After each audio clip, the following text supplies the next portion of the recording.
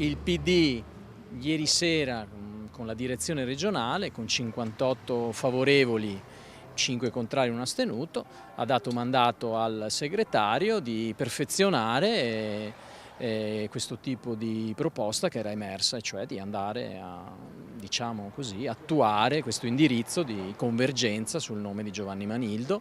Ormai manca solo l'imprimatur definitivo, ma la direzione del Partito Democratico ha messo il sigillo, anche con i numeri, al nome di Giovanni Manildo, quale candidato del centro-sinistra per le elezioni del prossimo presidente della Regione Veneto. Candidatura sulla quale si è lavorato mesi e che il segretario Tonella garantisce sia un nome di convergenza per una larga intesa del centro-sinistra.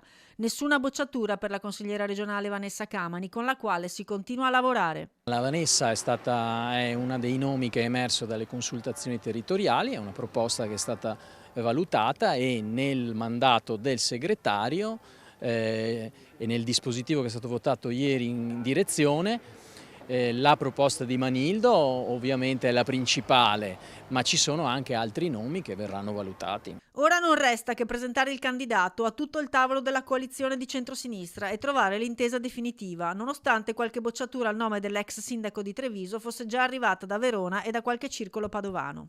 La proposta di Manildo rende i Dem cittadini particolarmente orgogliosi, anche perché la scelta non è stata dettata da linee direzionali romane. Per noi del Partito Democratico di Treviso è motivo d'orgoglio. Un ultimo appunto, noi il candidato di centrosinistra lo scegliamo in Veneto e non ce lo facciamo scegliere a Roma nelle segrete stanze, nelle riunioni fra Tajani, Salvini e Meloni. Sul terzo mandato infine la questione sembra ormai chiusa, ma sono altri i problemi sui quali discutere, programmi per il futuro e progetti concreti per la regione. L'ipotesi del terzo mandato ormai non interessa più ai cittadini veneti, ma interessa solo ed esclusivamente a Luca Zaia, che forse ha bisogno di un lavoro dal prossimo novembre. Ci auspichiamo che d'ora in poi si cominci a parlare di liste d'attesa, di medici di base che non ci sono, di case di riposo, dirette per le case di riposo e di ambiente, di cementificazione selvaggia del nostro territorio. Ecco, queste sono le cose che possono interessare i veneti.